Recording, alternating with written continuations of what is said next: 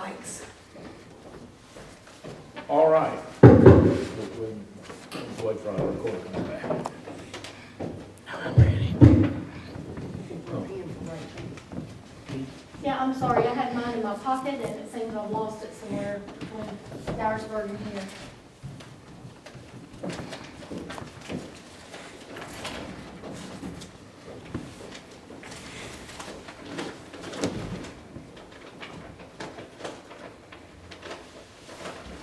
Thank you. Appreciate it.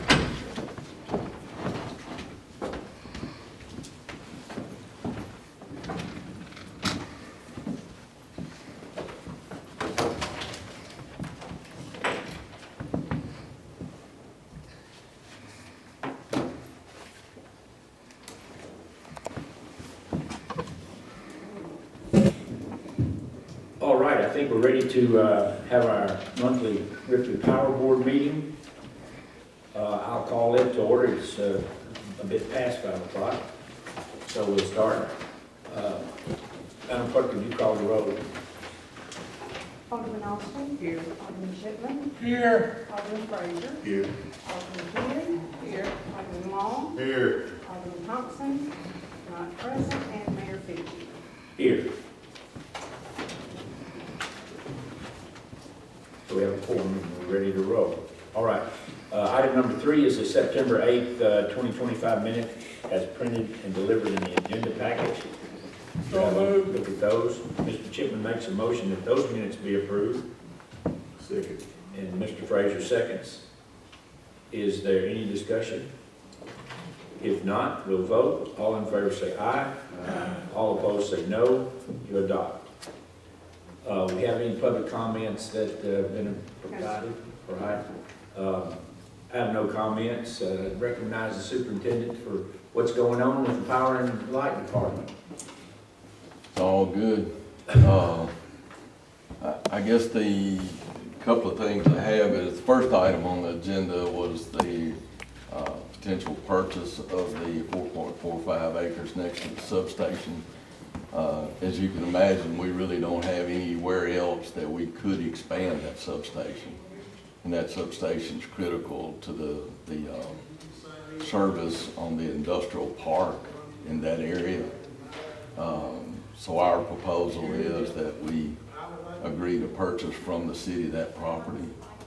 I hope the city will agree to sell that property or whatever we need to do. All right, we just had a conversation about that and ready for this meeting, but I'll recognize that our attorney, city attorney. I just met with the mayor and Mr. Aldermen because I saw this matter on the agenda, and the property held by Ripley Power and Light pursuant to both our charter and the municipal electric plant law provides that property that is held by a utility is held in the name of the municipality. So there would be no purchase from the city here because any property that Ripley Power and Light held would be held in the name of the city. There'd be absolutely no point to a transfer. But there can be an exclusive use agreement to accomplish what Mr. Alderman is asking for. It can be perpetual, and I don't, again, as I told the mayor and Mr. Alderman, I don't know whether there's been any price or amount discussed, but if the agreement were to be perpetual, in other words, Ripley Power and Light has it until Ripley Power and Light no longer wants that property, it can obviously reflect what is determined to be the value of the property itself. As a use agreement, because for those who may, Ripley Power and Lights, the utilities accounts are separate from the city's accounts. So anything that Ripley Power and Light may want exclusive use of, they can pay the general fund for the value of. And that's what could happen here, or if they just wanted to pay an annual fee of some sort, whatever you all determined was appropriate. But because all utility properties are held in the city's name, and there's no dispute about that, what we really need here is just an exclusive use agreement to make clear it's theirs to use exclusively for whatever term is agreed. And I think Mr. Alderman said outside there at the end, as far as a perpetual use, meaning it goes on and goes on for so long as they want it, would be what they needed. So there's no problem with that, and like I say, they can just pay what is essentially the current value of the property to accomplish that. Just to be clear on the way we've done it in the past, when we purchased the property from the city originally for that substation, we actually purchased it from the city, and we have a deed to it at the power company because the city owns the power company. So it's kind of one and the same. I don't know that if we pay for a perpetual agreement, I guess that's forever anyway. I don't know. It's just different from the way we've done it. And I don't doubt that. It is quite possible that it has been done differently historically. I'm just looking at what the current state of our charter is and the current state of the municipal electric plant law, which are consistent, and I'll read it to you. The title of such property shall be taken in the name of the municipality, not in the name of the utility, not in the name of the department, but in the name of the municipality. So, City of Ripley already owns this property. There's absolutely no need for transfer. So if Ripley Power and Light wants to, from its coffers, pay the city's general fund for the exclusive use of that property, that's entirely possible. It's just that the property doesn't have to change hands. It's already in the name of the city and it stays that way. Anybody got any questions of Mr. Allen, our attorney?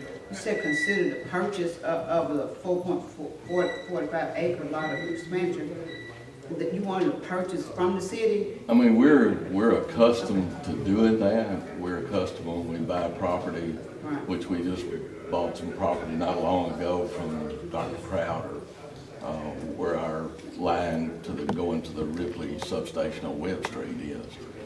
So We bought it for the power company, but the power company is owned by the city, so I don't think there's really any separation. I think, I'm not sure why you give a perpetual agreement when you could just deed it, because for instance, if you ever sold the power company, it's the city's, and the city would be doing that. The city already owns the power company, so I don't know why the separation, but I mean, a perpetual agreement's, I guess, forever, so. Well, I'll just interject that it does appear that it says in both the MEPA agreement. MEPL and the charter. Yeah, and the charter.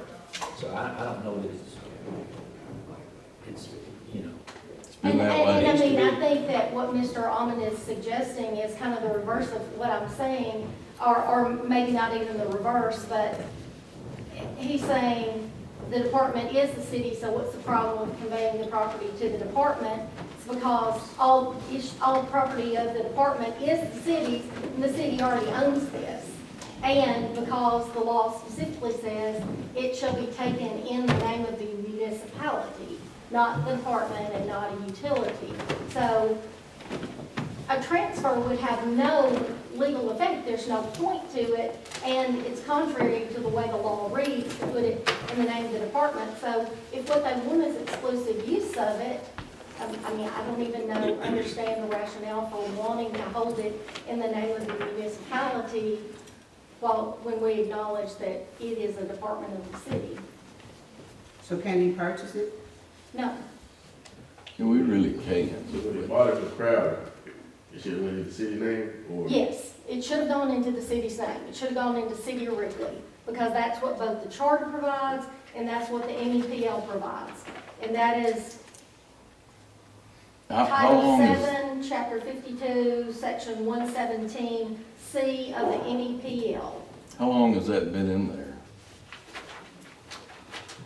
Forever. So, I mean, it's been forever, and we the always 90s. purchased. Since the 90s. We've always And I purchased. don't doubt that I don't doubt that it has happened in the past.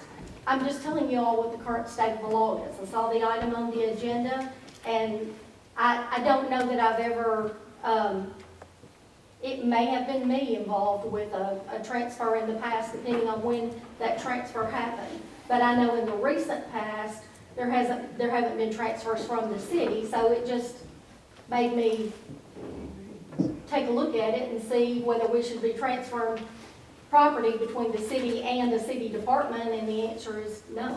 So again, we can accomplish the same thing. He can have exactly what he wants, which is departmental use of that property. There's But- no problem there, No. I would suspect. What is the value of property per acre Well, we've not, on that part? right, from the city's perspective, this is the power board right here, so, I mean, we could do it at an agreeable price, and I'm sure we can come up with an agreement. I want it to happen, I think I see head shaking.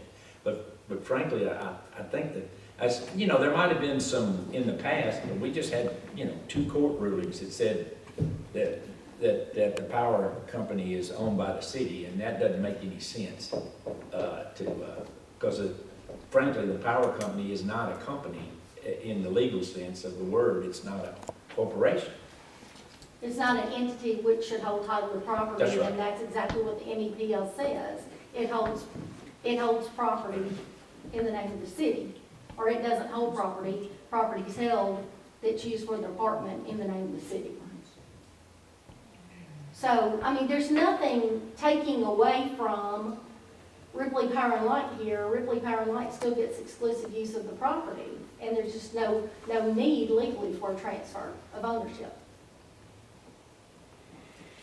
Would there be a motion that we approve this as the power board for a exclusive agreement for exclusive, Use agreement Use contingent agreement. upon reaching an agreed and amount. as An agreed agreed by the value. parties? Is Or like that, I say, if they I wanna, think what I'd like to consider is, if we can, however you want to do it, that we can define the 4.45 acres, but I would like to come to some price that we can pay, because tomorrow I need to let our consultant know that we did this, because if we don't, we've got to change the design. I mean, we're out of time. We pushed it from last month to this month, but they've got to have an answer. So I want to make sure that, and I'm good. Let me just say that the property right next to it sold for $12,500 an acre. Are you talking about Silicon?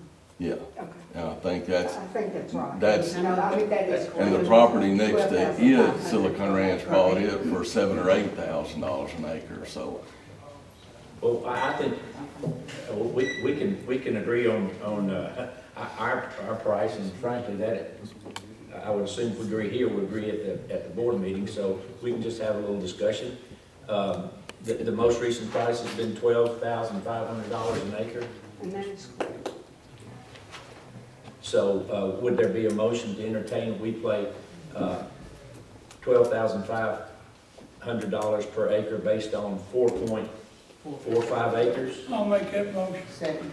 For perpetual use, For perpetual use, correct? and a typical perpetual use agreement would say that they have exclusive right and use to use the property, construct on the property, et cetera, until they notified the city they no longer wanted use of the property were abandoned, something on the property were destroyed, making it unusable for them, or even in that circumstance, they can decide. Ripley Power and Light, or you as the body can decide whether it wants to continue with the exclusive use agreement or not. But you're actually operating on both sides of this agreement here, because the exclusive use agreement requires approval of you as the power board, Right. but you're basically bargaining with yourself as the board mayor and alderman. let me say right there, I don't think we want to get into a situation, either one of us, to where we can change the agreement after after the fact. I think if we're paying 12,000 acre, we're actually paying the city for perpetual use, and that's for what we need it for as long as it's there, as long as we need it. I would not want to start putting stipulations unless you want to change your mind later, or the next administration or the administration after that may decide, well, you know, they hadn't used this piece of it, we'll take that back. So just for the power company customers, I just like to make it as clean a deal as possible. We'll pay you. Well, it needs to be a legal deal. I think that's legal. I mean, that's legal. We're paying you for perpetual use, and that's forever. This is similar to me to what we would do if we were dedicating a roadway. And in that circumstance, it's there to be used perpetually as a dedicated roadway. However, at the point at which it is abandoned and not used for that purpose any longer, then it reverts to. Independents have to say it reverts, right? Correct. Yeah, and I don't have I'm a personal opinion here, I don't have a problem with making it perpetual because it's actually owned by the city. That's the key to it. And I don't think the city's gonna want to take it back or want to say that it's not being used for its intended purpose, and it may change. The transformer or the substation may go away, and it may be used as a roadway or a building, so. Yeah, if that happened, I then think let's make it so it could be, we'll do this for legal purposes and make it perpetual. Let my motion reflect what the mayor just said. For an exclusive use perpetual agreement. yeah. Right. And let me just stipulate that, I mean, we may need in the next, when we start building out for Silicon Ranch, we're probably gonna build out, and we're gonna need part of that. Well, it may be 5 years or 10 years before we need the rest of that, so I don't want that to become, well, that's abandoned now because it's not in use, or it hadn't been used. We need to stipulate that the 4.5 acres, 4.45 acres is perpetual until we notify the city we no longer need it. Sure, I mean, it's sold as a single tract, so it Right. wouldn't matter whether Right. there was a quarter or a tenth of it used versus the whole, so long as any part of it. Was the But no other property, reservations. do you recall, did the Yeah, we purchased that. Crowder property, was it approved by the board? The original was approved by the board. I think Richard was the mayor at that time. And we purchased it from the city, and the city, Now, I No, the think he's recent referring purchase to from Crowder. where the substation is. That's what he's referring No. to. No, I think the mayor's saying that they were Yeah. talking about a recent purchase from Yeah. Crowder. Is that what you were That's right, asking? that's right. Because it I don't, wasn't Crowder. I thought you mentioned Yeah, something you about did. Crowder. sorry. Proctor. Correct. Yeah. It was Raymond Proctor's land. No, I'm talking about the, what? The original substation, No. No, Silicon Ranch purchased Raymond Proctor's property for $12.5 an acre. But no, he referred to a moment ago in conversation about another purchase of property. purchase of property that you Crowder bought off from of Dr. Webb's. Crowder. Yeah, Because- Dr. Crowder, right. Was that approved by the power board? Yes, it was. And when did that happen? I'll have to look back. That was under the original board. I have that information. And it's just now being consummated? Yes, because they didn't want to sell it. And then they called and made another, wanted to sell it. And we said we wouldn't, we told them what we'd give, which is $35,000. We had approval to go up to 40. An approval from 40. board? So we bought it for 35. And the deed was, How far back was the approval? I have that, I can get it. I mean, are we talking within the last 5 years? Probably so, yeah. Yeah, definitely. okay, now, did you get the motion I down? got the motion and a second. And that For was at 12? exclusive Okay. perpetual All right. use agreement. All right, we have a motion in the second. Is there any discussion? Good discussion on this. I think it sets us in the right direction. 12,500 an Right. acre. Time. Well, yeah, in a An fractional part of it. Yes, an acre, 4.45 acres. I did it. All right. Let's, so money will change from, so let's take a roll call vote on this. Okay. Alderman Austin, Yes. Alderman Pittman, Yes. Alderman Frazier, Yes. Alderman Key, Yes. Alderman Long, Yes. Alderman Thompson, Yes. and Mayor Fitzgerald. Yes. That passes. We're ready for item 8. Mr. Alderman, that's the uncollectible accounts. Right. As you can see, that's personal information, so I'm not gonna read it out loud, but that, it's a total of $2,750 for the year, June 1st, 23 to May 31st, 24. That's out of over $18 million, so it's pretty good.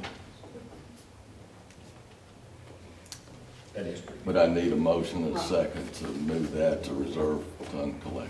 This is to approve this, and you do this on an annual basis? Yes. Is that correct? Is that correct? All right.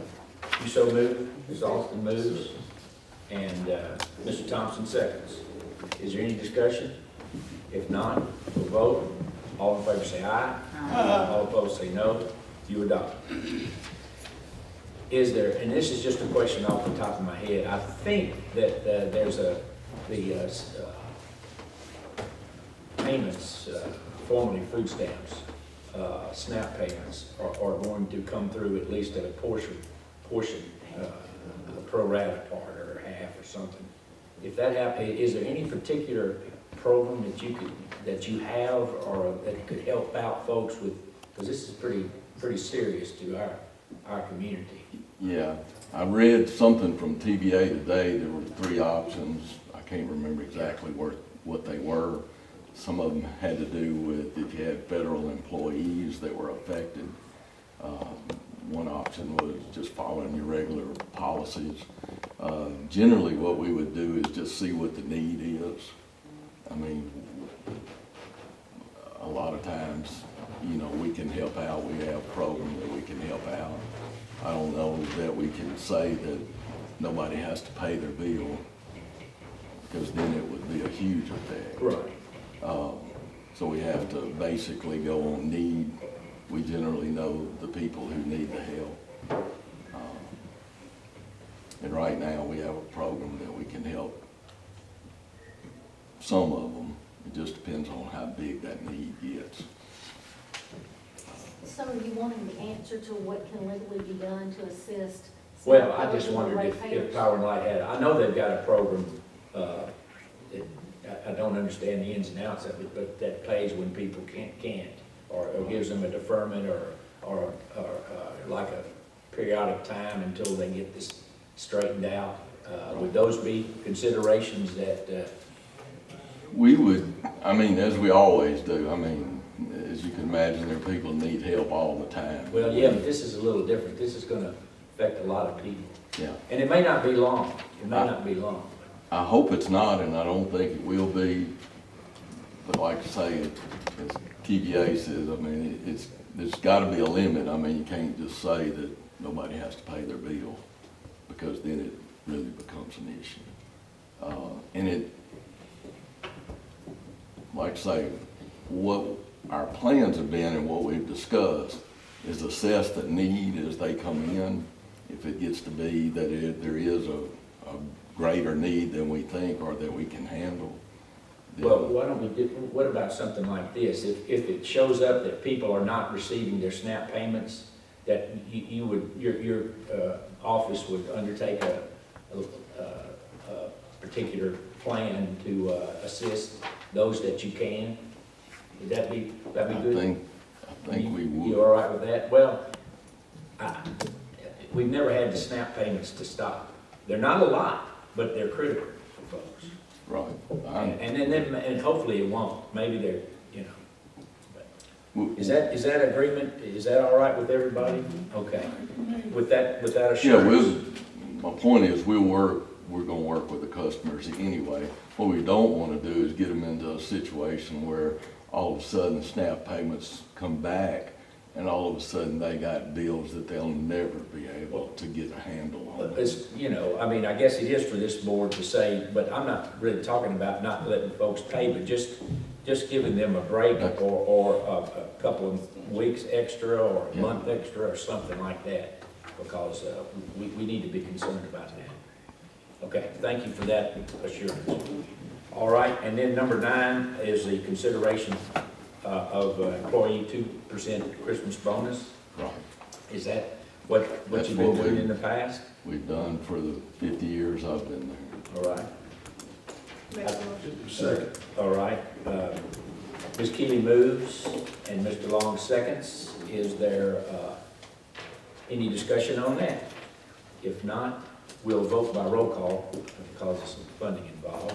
Alderman Austin. Yes. Alderman Chitley. Yes. Alderman Frazier. Yes. Alderman Keeley. Yes. Alderman Long. Yes. Alderman Thompson. Yes. And Mayor King. Yes. Passes unanimously. Christmas is getting close. Is there any other business to come before the power board? Mr. Dawn, you good? Okay. Well, I'll declare us adjourned.